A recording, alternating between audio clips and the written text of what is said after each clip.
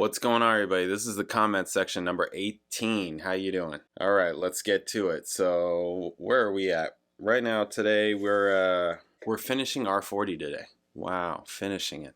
Done. Oof. So, here's some R40 comments. First up, El Denorio. What's happening? On Red Barchetta, R40. I wish they brought in a new singer for this tour. Oh. Oh boy. Yeah, that's funny. Who's gonna sing for Rush? Come on, that's like them bringing in another drummer now. It's just not right. That's just not right. All right, up next, Hans McGruber. What's happening? YYZR40. Agreed, Justin, not just you. Alex was noticeably off on this one. Their usual energy is just not there. Understandable given they were 60 plus here on a long tour, but watching all these just makes me prefer the older concert videos when they are just crushing it and Getty sound fantastic. Yeah, I think that, of all the concerts and all the live footage stuff that I've seen of them, this is the worst. This is hard to watch. There were some tunes that I think were the price of admission, like Losing It, and others. Jacob's Ladder, right? Jacob's Ladder, Natural Science, of course. Losing It I thought was huge. But, really, a lot of tough moments. A lot of tough moments, for sure. All right, next. Use Just Once 2386, What's Happening? This is on YYZ. Just something is off is the perfect description for R40. Yeah. I'm so glad I saw it live for what it represents, but the musician in me cringed too many times for a Rush show. I can't even really watch the Blu-ray. I watched it right after I got it, but yeah, same feeling. Really too bad. Yeah, especially when you know and have seen what they're capable of. It's sad. It's just what it is. It's sad. It's sad in multiple ways. So, yeah. Okay, Mike Bernard 2318, What's happening? YYZR40. I was at this show and don't remember it being this bad. The drums have no bite or Christmas. Alex is sloppy as F. And Getty's bass somehow sounds muddy yet thin at the same time. Very disappointing. And Justin, don't hold back. That would defeat the whole purpose of doing what you do. Yep. Yeah, this is a tough one for you Rush fans. This is a tough one. Especially since it's over and this is not a Rush channel. I'm not saying leave, by the way. Anyways, I still am not sure what I'm going to get into. I kind of feel like doing some bass covers. I kind of feel like doing some different things. I am still going to do, like I said, whole album reactions, just because there are lots of albums from the past year and a half doing Rush stuff, and specifically all the stuff in between the Rush stuff that I'd like to dig into more. And a few of them are the bands that I was doing those surveys on, whatever the heck they're called, where you vote, the different albums. Those are some of the bands where I'm like, yeah, I want to check out like more King's X. I want to check out more Tragically Hip. I want to check out more, like et cetera, et cetera. Lots of different things. So I don't know. There's other things I'm also thinking about doing. I feel like I'm at a point where I can kind of choose a different direction, and I could choose a direction that'd be like, you know what, that's not working, or I don't want to do that anymore, or whatever. So I don't know, we'll see what happens. Anyways, up next, Richie Rich 398, what's going on? Rush YYZ. No, you are correct. This is no doubt the worst live performance of YYZ that you reacted to. Heck, I didn't even feel like watching this reaction, to be honest, just because it was like YYZ again.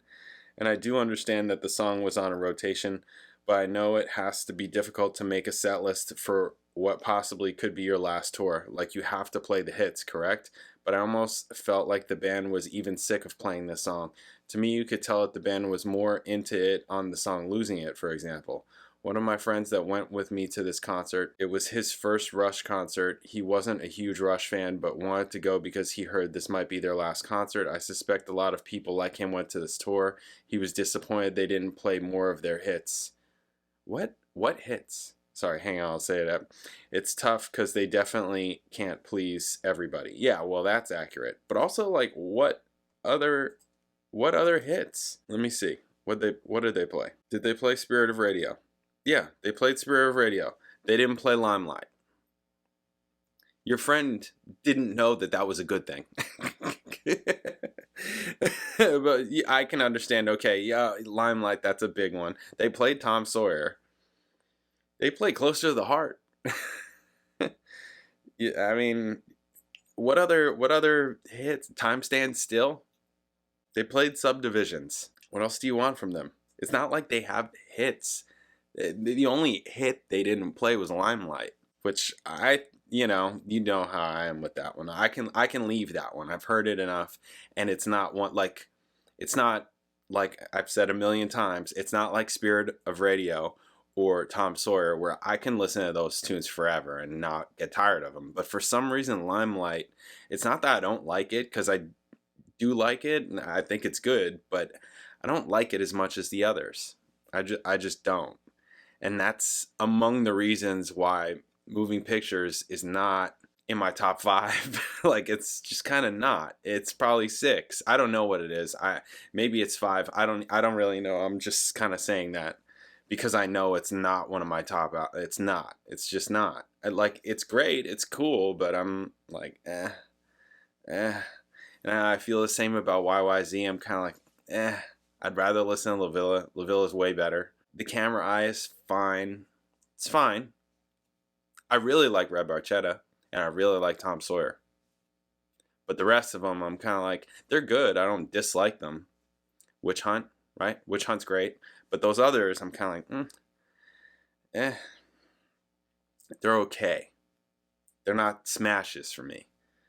Anyways, they played Roll the Bones. That's a hit. All right. What's next? Julie Brockett 3471. What's happening? Man, how dare you talk about YYZ like that, you little shit. This is the best band ever to grace a stage, and they never screw it up. Never. You've probably never even picked up an instrument. Where do you get off talking crap about the best band ever? You're no fan. You're a Cinderella man. Be well, God bless from Texas. Yeah, that's awesome. Yeah, this is a stereotype of a type of person that messages me. That was a good one. All right. Oh yeah, and then I got this one. This is at James Leonard 9703. What's going on? You're probably not watching.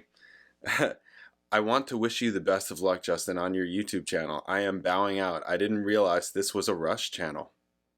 And this is not the first comment I've gotten that's like this. Well, maybe not as where they're like saying like, hey, I'm leaving, bye, you know, but where they're pointing out like, hey, this is a Rush channel. That's why I'm like, yo, this has gone too far.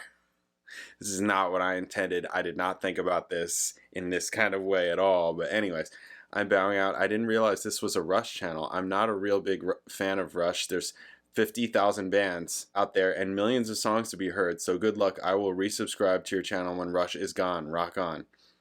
So like tomorrow. Or actually, well, next month. Really. The end of the month, I'll anyways. So I said, okay, buddy, it's not a Rush channel. I'm doing their whole discography, and this is literally their last album. Because he was commenting on an R40, right?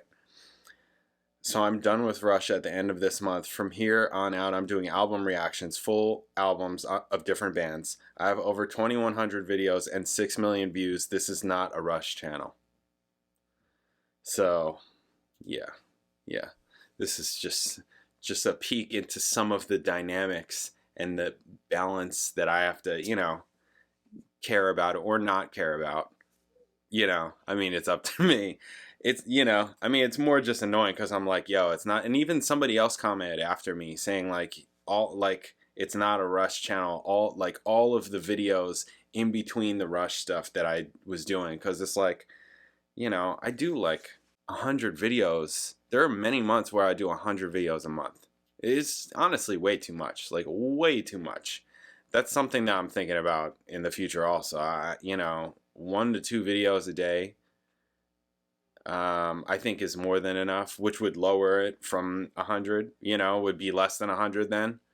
But right now I'm doing 3. I did as many as 5 or 6 videos a day in like what, January, February, March, like those months. I was just doing an intense amount, and it's like, I don't know. I don't think that that's, I don't know. I don't think that that's good. I didn't specifically see more positive numbers on my end by doing more. I really didn't.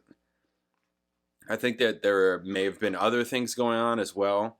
I mean, I've only been doing, you know, I don't know. It's tough. I've been doing this for like, what, a year and a half? A year and a half, more than a year and a half now. Yeah, it'll be 2 years at the end of this year where I'm like doing these type of videos. Before this, I wasn't doing YouTube consistently. I was doing it sporadically, and I was doing more just like bass videos, live performance videos, you know, just like basically just resume kind of stuff. Like, okay, if anybody wants to see me playing, you know, it's like if I'm looking for somebody to play in a band, I want to see that you have something on the internet for me to check you out.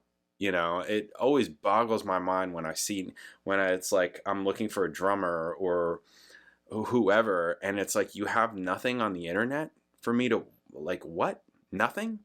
I mean, and I get it, it's weird and it's hard because in some ways, because there's a bunch of things that I did pre-YouTube that is not on the internet.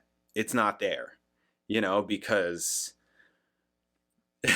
we weren't thinking like that. We were in just like getting all the footage and, you know, like and putting it on the internet immediately. So there's a bunch of things, like when I opened up for the Wailers, that was super cool. That's gone. That's like you know, you had to be there, right? It's not really like that anymore. You don't have to specifically be there. There's going to be the set list online. Somebody probably videoed the whole damn concert, etc., etc., etc. You know, there's footage. There's people with their phones out at every concert, so that you're going to see it somewhere. It's going to pop up somewhere on social media, YouTube being a social media, right? So like in that way, younger people, younger musicians kind of have an advantage in that way, because you can see more of like the development, and as opposed to like older musicians or artists or whoever, where maybe their prime was before video really was a thing, like especially musicians that didn't make it or whatever, you know, aren't like massive but still have a career, have a job, you know, all that kind of thing. So that's kind of interesting or weird. I mean, you know, there's a lot there, really. There's a lot there. It's a kind of a big can, but that I'm not about to fully get into, but you know, it's interesting anyways. So that's why I was putting out just like all kinds of that kind of thing, like just to showcase like my playing, just different playing, you know, whether it's rock, R&B, pop, hip hop, all kinds of stuff that I was putting out. And then clips playing with different bands I was playing with. I don't know. I kind of want to maybe bring a little bit more of that out, but maybe with some singing also. I feel like I kind of want to do, I don't know. We'll see. There's a bunch of different things that I want to do. We'll see what actually happens. I'm definitely going to be doing, you know, some specific albums by specific bands that I want to check out, and we'll see where that takes me. I may do individual videos here and there to fill up space, depending, you know, 5 p.m. videos or something like that of different things. I don't know. We'll see. See what happens. Anyways, that's what I got so far. Comments. Thank you guys. Catch you in the next video.